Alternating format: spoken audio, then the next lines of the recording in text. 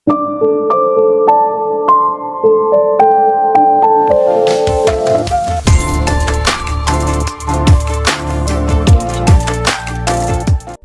சொன்னதை கேட்டு எல்லாரும் ஷாக் ஆயிட்டு இருக்காங்க. இந்த பக்கமாக ரூபாவோட வீட்டை தான் காட்டுறாங்க. ஜங்கு வெளியே கிளம்புறப்போ தன்னோட பொண்ணு கிட்ட போயிட்டு வராமா அப்படின்னு சொல்லிட்டு அப்படியே அந்த ஹெட்மேடை திரும்பி பார்ப்பாங்க. கண்ணாலேயே பேசிக்கிட்டு போறாங்களாமா. இதை கூட இருக்கிற அந்த ஹெல்பர் லேடியும் பார்த்துருவா. தனியா கூப்பிட்டு கேட்பா, என்ன ஜங்கையா கண்ணாலேயே பார்த்து ஏதோ பேசுறாரு, நீயும் அதுக்கேற்ற மாதிரி கண்ணாலேயே பேசுற, என்னதாங்க நடந்தது அப்படிங்கிறப்போ நாங்க 2 பேரும் ஒன்னா இருந்தோமே அப்படிங்கிறாங்க. ஐயோ, இது ரூபா மேடம்க்கு தெரிஞ்சதுன்னா தெரிஞ்சா தெரிஞ்சுட்டு போட்டு, இதுக்கப்புறம் எந்த கவலையும் இல்லை, ஒரு மாசத்துல தெரிஞ்சிடும், நான் ஜங்கோட குழந்தைய வயிற்றுல சுமந்துட்டா போதும் அப்படின்னு சொல்லிட்டு இவங்க ஒரு கனவு கோட்டையை கட்டிட்டு இருக்காங்க. இப்போ ஜங்குக்கும் தெரிய வந்துடுச்சு, இந்த மாதிரி அரசர் வந்துட்டு அந்த கவர்னர் ஆஃபீஸையே வந்துட்டு கலைச்சிட சொல்லிட்டாங்க அப்படின்னு சொல்லிட்டு. உடனே ராஜமாதா பார்த்து இப்படியே விட்டோம் அப்படின்னா அவ்வளவுதான், அரசர் வந்து மொத்தமா அவங்க பக்கம் சாஞ்சிருவாங்க, நம்ம ஏதாவது பண்ணணும் அப்படிங்கிறப்ப நானும் அதான் யோசிச்சுட்டு இருந்தேன். அந்த கிம் வந்து இப்போ டிஃபென்ஸ் மினிஸ்டரா இருக்காங்க. அவர் சம்மந்தப்பட்ட அவருக்கு தெரிஞ்ச ஆட்கள் எல்லாத்தையும் கொஞ்சம் கொஞ்சமாக கவர்மெண்ட் ஆஃபீஸர்ஸாக சேர்த்துட்டு இருக்காங்க. நம்ம எப்படியாவது ஏதாவது ஒன்று பண்ணி நம்ம அவங்கள தடுத்து நிறுத்தியே தீரணும், இல்லைன்னா பவர் ஒண்ணுமே இல்லாம போயிடும். அதுக்கு தான் ஏதாவது பண்ணணும் அப்படிங்கிறப்போ இவங்க மற்ற மினிஸ்டர்ஸ் எல்லாத்தையும் கூப்பிட்டு இந்த ஜங்கு பேசுறாங்க. இவங்க எல்லாம் வந்து ஒரு வகையில சொந்தக்காரங்க தான். இதை பாருங்க, இந்த நாடு வந்து அவங்க கைக்கு போகிற மாதிரி விட்டுடக்கூடாது, அரசர் வந்து கிம் பக்கம் சாயிறாரு, ஏதாவது ஒன்று பண்ணணும்னு பேசிக்கிட்டே இருக்கிறப்பதான் ஒருத்தர் வந்து சொல்றாரு, அரசாங்க அதிகாரிகள்லாம் வந்து பேலஸ்க்கு வெளியே ப்ரொட்டஸ்ட் பண்ணிட்டு இருக்காங்கன்னு சொல்லிட்டு. என்ன அப்படின்னா, அரசரே தயவு செய்து அந்த கவர்னர் ஆஃபீஸை கலைச்சிருங்க அப்படின்னு வந்துட்டு ப்ரொட்டஸ்ட் பண்ணிட்டு இருக்காங்க. இதெல்லாம் ஜியோட பிளான் தான். அரசர் முடிவு எடுத்துட்டாரு, கண்டிப்பா அந்த கவர்னர் ஆஃபீஸை வந்து கலைச்சிடலாம், கவர்னர் அப்படிங்கிற ஒரு பொறுப்பே வேண்டியது கிடையாது அப்படிங்கிற முடிவை எடுத்துட்டாரு. இன்னும் அபிஷியலா அறிவிக்கல, அவ்வளோதான். அந்த ஐடியா அரசருக்கு இருக்கு, அந்த முடிவை அவர் எடுத்துட்டார் அப்படிங்கறது இப்ப எல்லாருக்கும் தெரியும். அது இன்னும் ஸ்ட்ராங் பண்றதுக்காக தான் ஜி பண்ண பிளான் இது. அதை வந்து அரசர் கிட்டே சொல்றாங்க, அரசர் நீங்க எதுக்கும் கவலைப்படாதீங்க, நீங்க சடனா வந்துட்டு கவர்னர் ஆஃபீஸே வேண்டாம் அப்படின்ட்டு நீங்க அதை எண்ட் பண்ண போறீங்க அப்படிங்கிறப்போ மக்கள் கிட்ட ஒரு சின்ன அதிருப்தியெல்லாம் இருக்கதான் செய்யும். அதை பேலன்ஸ் பண்றதுக்காகத்தான் கவர்மெண்ட்ல ஆஃபீஸர்ஸா இருக்கவங்க எல்லாரையும் நான் ப்ராட்டஸ்ட் பண்ண சொல்லியிருக்கேன். அந்த கவர்னர் ஆஃபீஸை வந்து கலைச்சிருங்க, அப்படி ஒரு ஆஃபீஸர் நம்மளுக்கு வேண்டாம்னு சொல்லி நான் வந்து ப்ராட்டஸ்ட் பண்ண சொல்லியிருக்கேன். இதனால மக்களும் புரிஞ்சுக்குவாங்க அப்படிங்கிறப்போ சரி, நான் எப்படி இருந்தாலும் ப்ராட்டஸ்ட் பண்ணாலும் பண்ணலைனாலும் கவர்னர் அப்படிங்கிற ஒரு பொசிஷன் யாருக்கும் கிடையாது, கவர்னர் ஆஃபீஸும் கிடையாதுங்கிற முடிவுக்கு நான் வந்துட்டேன், மேற்கொண்டு வேலையை பாருங்கன்றவாங்க அரசர். ஆனா ஜங்கோட கேங்கு சும்மா இருக்குமா? அவங்க அரசரோட சேம்பருக்கு முன்னாடி ப்ராட்டஸ்ட் பண்றாங்க, அது ஒரு கோடாரியை வச்சுக்கிட்டு. அரசரே, கவர்னர் ஆஃபீஸை நீங்க கலைக்க கூடாது, சாமி கும்பிடுறதுக்கு, பிரேயர் பண்றதுக்கு, செரமனி பண்றதுக்கு, நம்ம முன்னோர்களுக்கு மரியாதை செலுத்துறதுக்கு அப்படின்னு சொல்லிட்டு இது எல்லாத்தையும் ஏற்பாடு பண்ணக்கூடிய ஆஃபீஸே வந்து கவர்னர் ஆஃபீஸ் தான். அதை அழிக்கிறது அப்படிங்கிறது தப்பா போயிடும், தெய்வ குத்தமாய் போயிடும் அப்படி இப்படிங்கிறப்ப அரசர் வந்துட்டு, என்னை பார்த்து உங்களுக்கு எப்படி தெரியுது, முட்டாள் மாதிரி தெரியுதா, இந்த மாதிரி சாமி கும்பிடுறோம், கோவில் கட்டுறோம் அப்படின்னு சொல்லிட்டு பணத்தை நீங்க விரயம் பண்ணிட்டு இருக்கீங்க, மக்களுக்கு பயன்பட வேண்டிய பணம் வந்து விரயம் ஆயிட்டு இருக்கு, இதை கடவுளே ஏத்துக்க மாட்டாரு. எந்த கடவுள் சொல்லியிருக்காங்க மக்களை பட்னியா போட்டு என்ன கும்பிடுன்னு சொல்லி எந்த கடவுள் சொன்னாங்க? நமக்கு முன்னாடி வாழ்ந்து இறந்து போன மூதாதையர்களும் அதை தான் சொன்னாங்களா? அப்படியெல்லாம் எதுவுமே கிடையாது. கண்டிப்பா கோவில் கட்டணும், கடவுளுக்கான பிரேயர் எல்லாம் நடக்கணும் தான். ஆனா அது மக்களுக்கு தேவைப்பட வேண்டிய எல்லா விஷயங்களையும் நிவர்த்தி பண்ணதுக்கு அப்புறமாக நடக்கணும். ஆனா அதை விட்டுட்டு பணத்தை வேஸ்ட் பண்ணது நீங்க குறியா இருக்கீங்க. நீங்க அந்த கவர்னர் ஆபீஸை ஒரு பவரா நினைச்சுக்கிட்டு இருக்கீங்க. ஆனா என்னை பொறுத்த வரைக்கும் பவர் அப்படிங்கிறது மக்கள் தான், அதை தவிர்த்து இங்க யாரும் கிடையாது. என்ன பிளாக்மெயில் பண்றீங்களா? நீங்க என்ன பண்ணாலும் ஏன் முடிவு மாறாது, அதுக்கப்புறம் உங்க விருப்பம் அப்படின்ட்டு போயிடுவாங்க. நம்ம ராஜதந்திரங்கள் அனைத்தும் வீணாகி விட்டதே அப்படிங்கிற மாதிரி தான் ஜங்குக்கு இருக்கும். ஏன்னா கோடாரியை வச்சு எதுக்கு ப்ராட்டஸ்ட் பண்ணிருப்பாங்க அப்படின்னா, அரசரே நீங்க கவர்னர் ஆஃபீஸை கலைக்கிறதாக இருந்தது அப்படின்னா எங்க உயிரை எடுத்துட்டு அதுக்கப்புறம் நீங்க அந்த கவர்னர் ஆஃபீஸை கலைக்கிறதுக்கான ஆர்டர் கொடுங்க அப்படிங்கிற மாதிரி பிளாக்மெயில் பண்ணாங்க. பட் அரசர் அசால்ட்டா ஹேண்டில் பண்ணிட்டு போயிட்டாரு. இப்படி நடக்கிறதுல நம்மளோட நயனாக்கும் தெரியாமையா இருக்கும். அங்க ஒரு ஹெல்ப்பர் பொண்ணு மாதிரி இருப்பாங்க இல்லையா, அந்த பொண்ணு வந்து சொல்றாங்க, என்ன மேடம் இப்படி எல்லாம் நடந்துகிட்டே இருக்கு, நம்மளுக்கு இந்த கவர்னர் ஆஃபீஸ்ல தான் வேலை, இதையே வந்துட்டு வேண்டாம் அப்படின்னு சொல்லிட்டு கலைச்சிட்டாங்கன்னா நம்ம எங்க வேலைக்கு போறது அப்படின்னு பேசிட்டு இருப்பாங்க. அந்த சமயத்துல கவர்னர் கூப்பிட்டு விட்டுருப்பாங்க, உனக்கு இப்ப நடக்கிறதெல்லாம் தெரியும்ல அப்படிங்கிறப்போ, ஆமா ஏன் நான் கேள்விப்பட்டேன் அப்படிங்கிறாங்க. அரசர் வந்து இந்த கவர்னர் ஆஃபீஸே இருக்கக்கூடாதுன்னு கலைக்கணும்னு நினைக்கிறாரு. ஆனா ராஜமாதா கலைக்கிறதுக்கு விட மாட்டாங்க. அதனால இப்போ செரிமனிக்காக ஏற்பாடு பண்ணிட்டு இருக்கோம், இல்லை அதை தொடர்ந்து ஏற்பாடு பண்ணலாம். ஏன்னா ராஜமாதா கண்டிப்பா கவர்னர் ஆஃபீஸை கலைக்க விட மாட்டாங்க அப்படிங்கிறப்போ நான் என்ன அப்படியே தயங்கி நிக்கிறா. ஏமா என்னன்னு கேட்கறதுக்கு, தப்பா எடுத்துக்காதீங்க சார், இந்த மாதிரி நான் என்னோட வேலையை ராஜினாமா பண்ணலான் இருக்கேன். என்னோட வளர்ப்பாப்பா இந்த மாதிரி ஒரு பொய்யான கேஸ்ல மாட்டிட்டு இருக்காரு, அவருக்காக நான் லீகல் ஆஃபீஸரா வந்து ஆஜராகணும், அதுக்கு நான் இந்த கிளர்க் அப்படிங்கிற பொசிஷன் இருக்கக்கூடாது அப்படிங்கிறப்போ என்னன்னா ஆல்ரெடி இங்க நடக்கிறதெல்லாம் தலை போற வேலை மாதிரி இருக்கு, இப்போ வந்து நான் ரிசைன் பண்றேன் அதுன்னு சொல்லிட்டு இருக்கு, அதெல்லாம் ஏத்துக்க முடியாது. நீ வந்து கிளர்க்கா இங்க கவர்னர் ஆஃபீஸ்ல ஒர்க் பண்ணிட்டு தான் இருக்க. ஏன்னா இன்னும் கவர்னர் ஆஃபீஸை கலைக்கிற ஆர்டரை வந்து அரசர் இன்னும் கொடுக்கல, அதாவது அஃபிஷியலா வரல, அரசர் முடிவு தான் எடுத்திருக்காரு, அதனால உன்னை ரிசைன் பண்றதுக்கு நான் ஒத்துக்க மாட்டேன். எனக்கு பயங்கர கோவம் தான் வருது இப்படி எல்லாம் பேசுறப்போ. இதே பாரு, நான் என்ன இப்படி பேசிக்கிட்டே இருந்தேன் அப்படின்னா அப்புறம் நான் உன்னை ஸ்லேவா இருந்ததை இங்க கிளர்க்கா கூப்பிட்டு வந்திருக்கேன், எகேன் கவர்மெண்ட் ஸ்லேவ் வந்து தீவிக்க அனுப்பிச்சிடுவேன் அப்படிங்கிறாங்க. இந்த பக்கமாக இவங்களோட பிசினஸ் பண்ற இடம் இருக்கு இல்லைங்களா, அந்த ரூபாவோட அன்னைக்காரி எல்லாம் பிசினஸ் பண்ற இடம், அவங்க எல்லாம் போனதுக்கு அப்புறமாக அங்கே ஏதாவது ஃபைல் கீழே தடையம் கிடைக்குதா, சீக்கிரட்டா வச்சிருக்காங்களா அப்படின்னு தேடுறதுக்காக சாயும் சாய் கூட இருக்கிற பையனும் வராங்க. இந்த பக்கமாக ஒரு ஐ விட்னஸ் இருக்கு இல்லைங்களா, அதாவது இந்த வார்டன் வந்து கத்தியால் அந்த பர்சனை குத்துறதை நான் பார்த்தேன்னு சொல்லிட்டு ஒரு ஐ விட்னஸ் இருக்கும். அந்த ஐ விட்னஸை பற்றி விசாரிங்க அப்படின்னு சொல்லியிருப்பாங்க. அதையும் விசாரிச்சுட்டு வந்து நயனா கிட்ட அந்த ஃப்ரெண்டு சொல்கிறாங்க, இங்கே லீகல் ஆஃபீஸராக, அதாவது குற்றம் சாட்டப்பட்டவர்களுக்கு டிஃபென்ஸ் லாயராக வந்துட்டு வாதாடுவாங்க இல்லைங்களா, அவங்கள வந்து 10 வருஷத்துக்கு முன்னாடி தலைநகரத்தை விட்டு துரத்திட்டாங்க அப்படிங்கிறதெல்லாம் வந்துட்டு தெரியும் நம்ம தேவனுக்கு. அப்படிப்பட்டவங்களை கண்டுபிடிச்சு சொல்லுங்க அப்படின்னு பிசினஸ்மேன் கிட்ட கூட சொல்லியிருப்பாங்க. தன் கூட ஹெல்ப்பராக இருக்கிற 2 பேர்கிட்ட சொல்லியிருப்பாங்க. அவங்க மூலியமாக அவங்க எங்கே தங்கியிருக்காங்கன்னு தேவனுக்கு தெரிய வருது. அங்கே வந்து அவர்கிட்ட பேசுகிறப்போ, இதை பார்ப்பா, என்னால் மறுபடியும் வர முடியாது, ஏன்னா தலைநகருக்குள்ளேயே எங்களை என்ட்ரி ஆகக்கூடாது அப்படின்னு சொல்லிட்டாங்க, அதனால முடியாதுப்பா. அது மட்டும் இல்லாமல் என் கூட சேர்ந்து எத்தனையோ ஆஃபீஸர்ஸ் எல்லாம் இருந்தாங்களாமா, அதில் ஒரு சிலர் வந்து நோய்வாய்ப்பட்டு இறந்துட்டாங்க, இன்னொரு சிலர் வந்து வேற ஏதோ ஊரில் இருக்காங்களாமா, நீ அவங்கள போய் பார்த்து கூப்பிட்டாலும் வரமாட்டாங்கப்பா, அதுக்கப்புறம் விருப்பம் அப்படின்னு சொல்லி இவர் நம்ம தேவன் கிட்ட சொல்லி அனுப்பிச்சிருப்பாரு. ஆனால் நயனா ஒரு முடிவோட தான் இருக்காங்க. என்ன ஆனாலும் சரி, நம்ம கண்டிப்பாக டிஃபென்ஸ் லாயராக நம்மளோட வளர்ப்பாப்பாவான வார்டனுக்கு நாம தான் ஆஜராகணும் அப்படின்னு சொல்லிட்டு லா சம்மந்தப்பட்ட புக்கெல்லாம் நிறைய படிக்கிறாங்க. அதுக்கப்புறமாக இங்கே வார்டனை பார்க்கறதுக்காக சீஃப் வருவாங்க. என்னப்பா இப்படி போட்டு டார்ச்சர் பண்ணியிருக்காங்க, நீ என்னை பற்றி ஏதாவது சொன்னி அப்படின்னு கேட்கறதுக்கு, இதை பாருங்க, நீங்கள் எதுக்கும் கவலைப்படாதீங்க, எல்லா ப்ளேமையும் நானே எடுத்துக்கிறேன், கடைசி வரைக்கும் உங்கள் பேரை எடுக்க மாட்டேன், நீங்கள் பத்திரமா வந்து நிம்மதியாக போங்க அப்படிங்கிறப்போ, ஐயோ நான் சாகுற வரைக்கும் உனக்கு கடமைப்பட்டிருக்கேன் அப்படின்னு சொல்லிட்டு சீஃப் போயிடுவார். ஆக்சுவலாக வார்டன் வந்து இவர் பேரை சொல்லலான் தான் இருப்பாங்க. ஆனால் கடைசியாக நயனா வந்து பார்த்தப்போ சொல்லியிருப்பாங்க இல்லையா, வேண்டாம் அப்படி பண்ணாதீங்கன்ட்டு. அதுதான் இவருக்கு இப்போ ஞாபகம் வருது. அதுக்கப்புறமாக கான்ஸ்டபிள் வந்து சொல்லுவாங்க, சீக்கிரமாக கேஸ் ட்ரையலுக்கு வரப்போகுது அப்படிங்கிறப்போ, நயனா வந்து இவ்வளோ லா சம்மந்தப்பட்ட புக்கெல்லாம் படிச்சிருக்கா இல்லையா, நயனா சொல்கிறா, என்ன சொல்கிறீங்க, இந்த மாதிரி மர்டர் கேஸ் அப்படின்னா குறைஞ்சது 1 மாதம் வரைக்கும் போலீஸ் இன்வெஸ்டிகேஷன் பண்ணும், அதை விட்டுட்டு 1 மாதம் கூட ஆகல, அட 1 வாரம் கூட முடியல, அதுக்குள்ளே ட்ரையலுக்கு வரப்போகுதுங்கிறீங்க அப்படிங்கிறப்போ, தெரியலமா, எல்லாம் வந்து ஒரே பரபரா நடக்குது, நான் தெரிஞ்சதை வந்து சொல்கிறேன் அப்படிங்கிறாங்க. சரி, அட்டாப்சியெல்லாம் முடிஞ்சிருச்சு அப்படின்னு கேட்கறதுக்கு, முடிஞ்சிருச்சு அப்படிங்கிறாங்க. அட்டாப்சிலையும் கத்தியால் குத்தப்பட்டதால தான் அந்த நபர் இறந்து போயிருக்காங்க அப்படின்ற மாதிரி ரிப்போர்ட் வந்திருக்கு அப்படிங்கிறாங்க. சரி, அப்படியே இருக்கட்டும், அட்டாப்சி எப்படியெல்லாம் பண்ணணும் அப்படிங்கிறதுக்கான ப்ரொசீஜர் வந்து இந்த புக்கில் இருக்கு, 3 ஸ்டேஜ் அட்டாப்சி நடக்கும், அப்படியெல்லாம் நடந்தது அப்படிங்கிறப்போ, அதெல்லாம் எங்களுக்கு தெரியாதுமா அப்படிங்கிறாங்க. சரி, எப்படியாவது அந்த அட்டாப்சி பண்ற இடத்துக்கு என்ன கூப்பிட்டு போக முடியுமா அப்படின்னு கேட்குற சமயத்தில் கான்ஸ்டபிள் ரொம்ப கஷ்டப்பட்டு தான் அந்த இடத்துக்கு பதுங்கி நான் வர வைப்பாங்க. அங்கே அப்போ இந்த டெட் பாடியை பார்க்குறப்போ கால் விரல்களும் கை விரல்களும் கருத்து போயிருக்கு. இதை அந்த கான்ஸ்டபிளை கூப்பிட்டு காட்டுவாங்க, இங்கே ஒரு நிமிஷம் வாங்க பாருங்களே அப்படிங்கிறாங்க. இதெல்லாம் அந்த அட்டாப்சி ரிப்போர்ட்டில் எழுதலையே அப்படிங்கிறப்போ, இந்த பாருங்க, கத்தியால் குத்துனதுக்கு எதுக்கு இப்படி கால் விரல் கை விரல்லாம் கருத்து போகணும் அப்படின்ட்டு வாயை ஓப்பன் பண்ணி பார்க்குறாங்க. இன்னமும் ஒன்று நம்ம நயனாக்கு பிடிப்படுது. நயனா இவங்களுக்கு தெரிஞ்ச ஆட்கள் கிட்ட சொல்லியிருப்பாங்க, இந்த மாதிரி அட்டாப்சி பண்ணக்கூடிய டாக்டர்ஸ் யாராவது தெரிஞ்சால் கூப்பிட்டு வாங்க, நான் பேசணும்னு சொல்லியிருப்பாங்க. அப்படி ஒரு நபர் வருவாங்க. நீங்கள் வந்து டெட் பாடியெல்லாம் அட்டாப்சி பண்ணக்கூடியவங்க தானங்கிறப்போ, ஆமாம், ஆனால் நான் வந்து ஒரு 10 வருஷத்துக்கு முன்னாடியே அந்த தொழிலை நான் விட்டுட்டேன், ஏன்னா டெட் பாடியை கட் பண்ணி எனக்கு அது ஒரு மாதிரி ஆகிப்போச்சு, அதனால நான் வந்து அட்டாப்சி பண்ணுற அந்த வேலையை விட்டுட்டேன். சரி, எனக்கு சில சந்தேகங்கள் இருக்குது, கேட்டால் சொல்வீங்களா அப்படிங்கிறப்போ, அட்டாப்சி பண்ணுறது தான் விட்டேன்னு தவிர்த்து அந்த ஸ்கில் எனக்கு கெட்டதாக இருக்குது, நீ கேளுமா சொல்கிறேங்கிறாங்க. ஒருத்தர் இறந்து போயிருக்காரு, ஆனால் அவரோட கை விரல்கள் கால் விரல்கள்லாம் கருத்து போயிருக்கு, வாயில் இருக்கிற நாக்கு சுருண்டு உள்ளே போயிருக்கு, பயங்கர ஹார்டாக இருக்குது அப்படிங்கிறப்போ, அப்போ கண்டிப்பாக அந்த பர்சன் பாய்சனால தான் இறந்துருக்கணும் அப்படிங்கிறாங்க. நிஜமாக தான் சொல்கிறீங்களா அப்படிங்கிறப்போ, ஆமாம்மா சத்தியமாக சொல்கிறேன், வேணுனது எந்த டெட் பாடின்னு சொல்லு, உனக்காக வேணா ஒரு வாட்டி வந்து பார்த்து செக் பண்ணி கூட சொல்லிட்டு போகிறேன் அப்படிங்கிறாங்க.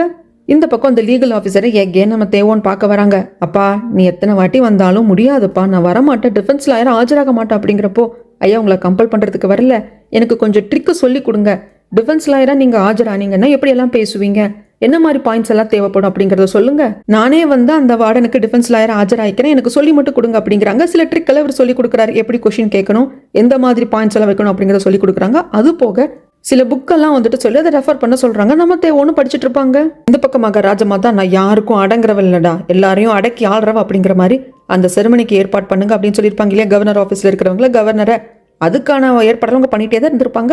அந்த செரிமனி அட்டென்ட் பண்ணுறதுக்காக ராஜமாதாவும் கிளம்பிட்டாங்க. இது அரசருக்கு தெரிய வர்றப்போ, இது சரியே கிடையாது, நான் வந்து ஆர்டர் கொடுத்துருக்கேன் அந்த கவர்னர் ஆஃபீஸை கலைக்கணும் அப்படின்னு சொல்லிட்டு, பட் அது எதையும் மதைக்காம இப்படி பண்ணுறாங்கன்னா இதுக்கப்புறம் பொறுத்துட்டு இருக்க முடியாது அப்படின்னு சொல்லிட்டு அந்த பல்லாக்கு வர்றப்பவே குறுக்கால் இவர் போயிடுவார். ராஜமாதா, நீங்கள் பண்ணுறது சரி கிடையாது, நான் ஏற்கனவே ஆர்டர் கொடுத்துருக்கேன் அந்த கவர்னர் ஆஃபீஸை கலைக்கணும் அப்படின்னு சொல்லிட்டு, அதுக்கான ப்ராசஸையும் போக விடாமல் கவர்னர் ஆஃபீஸை சேர்ந்தவங்களே கவர்னரையும் அந்த செரிமனிக்கு ஏற்பாடு பண்ண சொல்லிட்டு என் பேச்சையும் மீறி நீங்கள் போகிறது தப்பு அப்படிங்கிறாங்க. இதை பாருங்க, உங்களால் என்னை தடுத்து நிறுத்த முடியாதுன்னா ராஜமாதா நீங்கள் அரசராகவே இருக்கலாம், நான் என்ன தோணுதோ அதான் பண்ணுவேன் அப்படிங்கிற சமயத்தில் அரசருக்கு கோவம் வந்துடுது. நீங்கள் ராஜமாதாவே இருந்தாலும் அரசரோட பேச்சை மீறி நடக்கிறீங்க அப்படின்னா சட்டத்தின்படி என்னால் உங்களை தண்டிக்க முடியும் அப்படிங்கிறாங்க. எல்லாருக்கும் கொஞ்சம் பயம் வந்துடுது தான். ஜங்கு இங்கே எல்லாருக்குமே கூட வந்து இவங்களுக்கு சாதகமாக இருக்கிற மினிஸ்டர்ஸும் எல்லாரும் தான் சேர்ந்து வந்திருப்பாங்க. ராஜமாதாவுக்கும் கொஞ்சம் ஐயோ அப்படிங்கிற மாதிரி தான் இருக்குது. பட் இருந்தாலும், அப்படியே அரசரே சட்ட ரீதியாக என்னை தண்டிக்க போறீங்களா, அப்போ உங்கள் அம்மாவை வந்து சிறையில் அடைக்க போறீங்களா அப்படிங்கிறப்போ, ஏன் நான் பண்ண மாட்டேன்னு நினைக்கிறீங்களா, கண்டிப்பாக பண்ணுவேன். நம்ம ராஜமாதாக்கு ட்ரிகர் ஆகிடுது. நீ ஏன் பையன், அரசனாகவே இருந்தாலும் ஏன் பையன், உன் அம்மாவையே மிரட்டி பார்க்குறியா, உன்னால் முடிஞ்சதை பண்ணிக்கோ அப்படிங்கிறப்போ அரசர் உடனே வந்து போலீஸ் ஆஃபீஸர்ஸ் ஆர்மியெல்லாம் வர சொல்லியிருப்பாங்க, சுத்து போடுங்க, ஒரு இன்ச் யார் நகர்ந்தாலும் அரெஸ்ட் பண்ணுங்கன்றுவாங்க.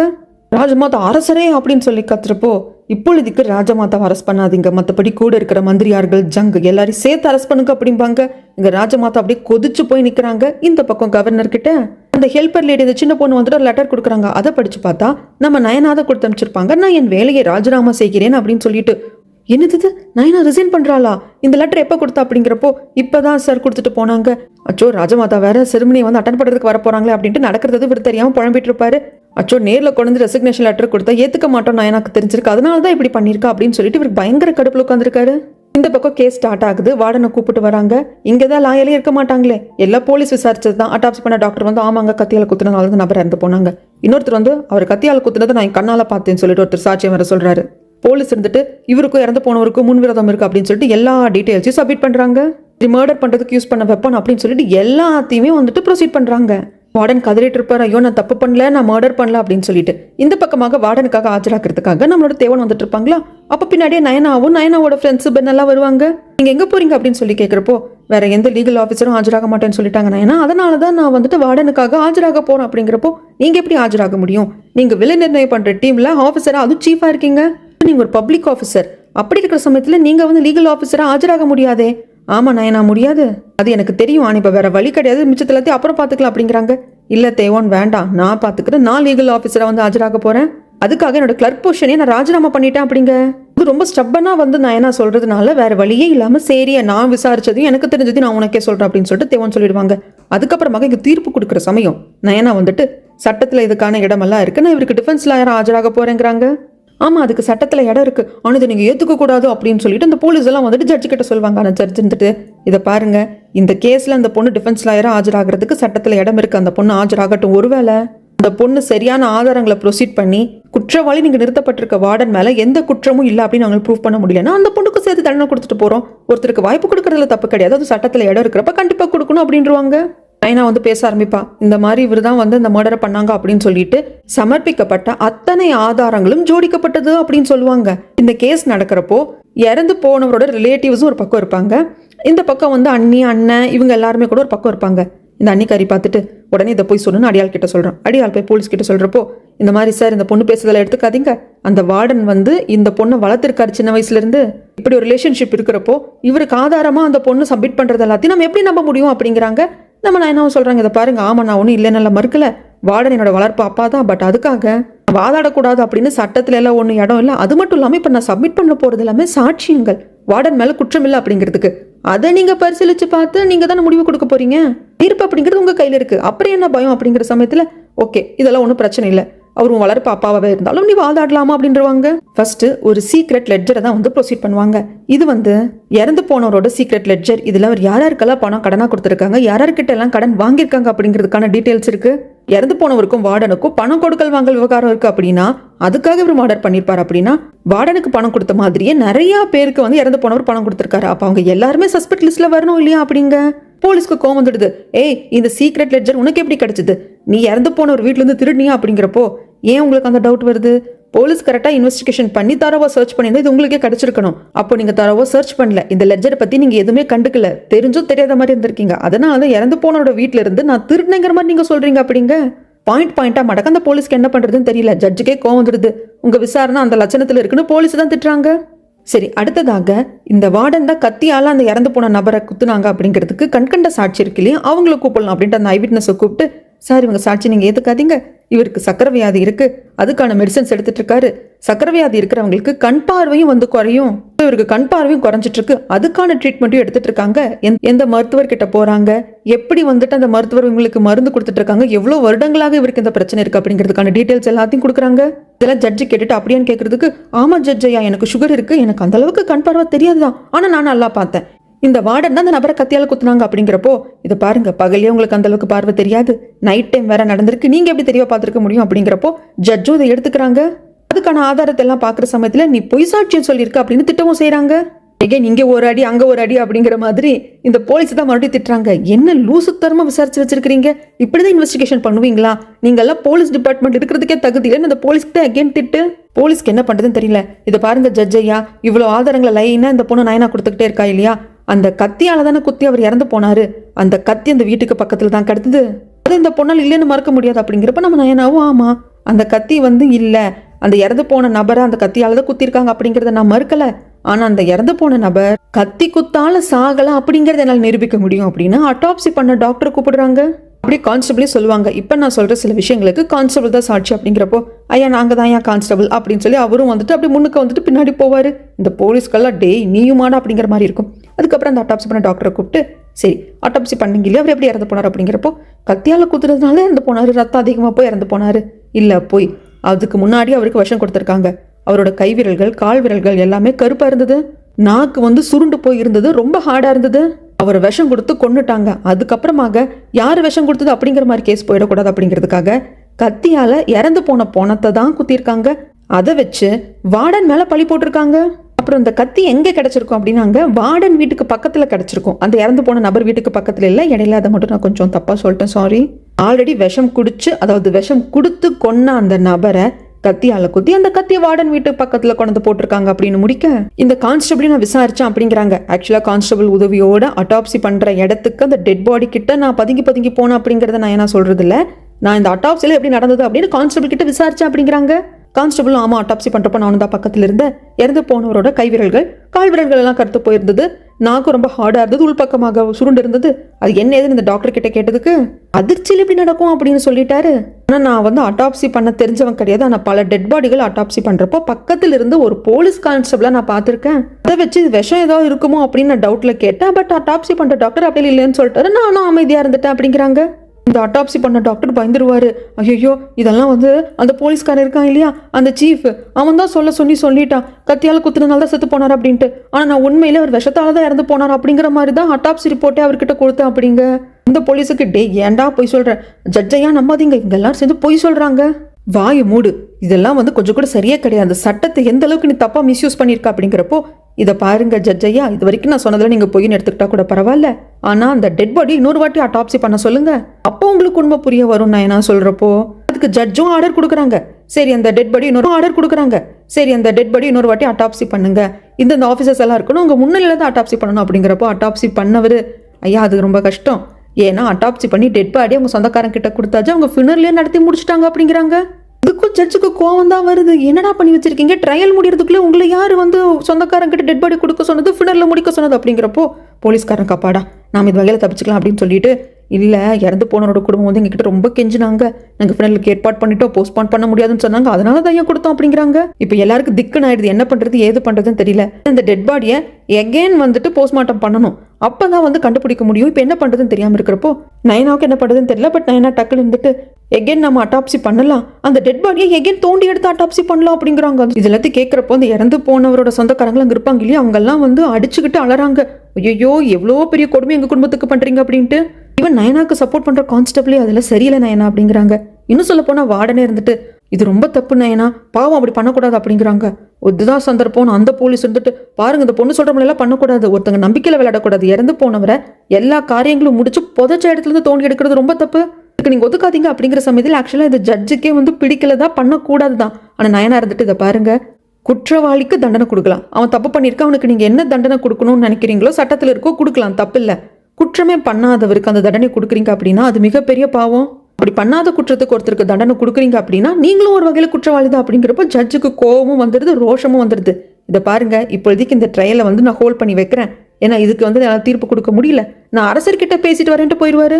அரசர்கிட்டயும் வந்து எல்லாத்தையும் விலாவரியா சொல்லுவாங்க. நயனா அப்படிங்கிற பேரை சொல்ல மாட்டாங்க, ஏன்னா பேரெல்லாம் தேவை கிடையாது, குற்றம் இது நடந்தது, இது இவர் மேலே இப்படி குற்றம் சாட்டப்பட்டிருக்கு, பட் இதுக்கு பின்னாடி இருக்கிறது எல்லாம் அப்படிங்கிற மாதிரி கேஸ் எல்லாத்தையும் எக்ஸ்பிளைன் பண்ணிட்டு, அவர் வளர்ப்பு பொண்ணான ஒரு பொண்ணு வந்து இந்த மாதிரி வாதாடி இருக்கா, அதன் வகையில இறந்து போனவர் பாய்சனால இறந்து போய் அவர் மேல வேணுக்குன்னு இறந்து போன டெட் பாடி மேல கத்தி குத்தி இந்த இறந்து போனவரை கத்தியால குத்தி கொன்னது இன்னார்தான் அப்படிங்கிற மாதிரி வந்து சொல்றாங்க. இதுல எது உண்மை எது போய் அப்படிங்கறத கண்டுபிடிக்கணும் அப்படின்னா அந்த இறந்து போனவரோட டெட் பாடியை நம்ம எடுத்து அட்டாப்சி பண்ணணும், ஏன்னா அவருக்கு ஃபினர் எல்லாம் முடிஞ்சு புதைச்சிட்டாங்க அப்படிங்கிறப்போ எடுத்து வந்து அட்டாப்சி பண்றதுக்கான ரெக்வஸ்ட்டை அந்த பொண்ணு வந்து வச்சிருக்கா. அப்படிங்கிற சமயத்துல என்னது இப்படியெல்லாம் பண்ணலாமா, கேட்கறதுக்கே எனக்கு வந்து மனசு தாங்க மாட்டேங்குது அப்படிங்கிறப்போ புரியுது அரசர், எனக்கும் அப்படிதான் இருந்தது.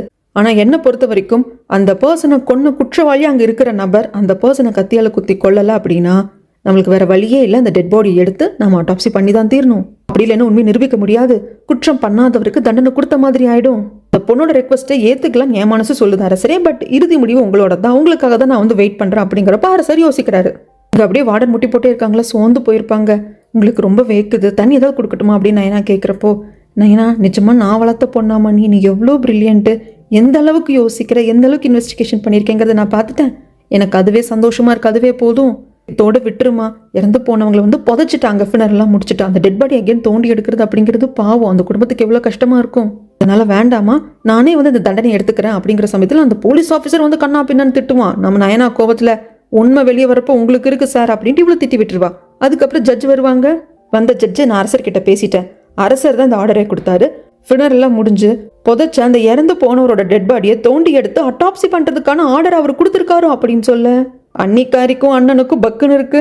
நயனா இவங்க எல்லாருக்கும் சந்தோஷமா இருக்கு.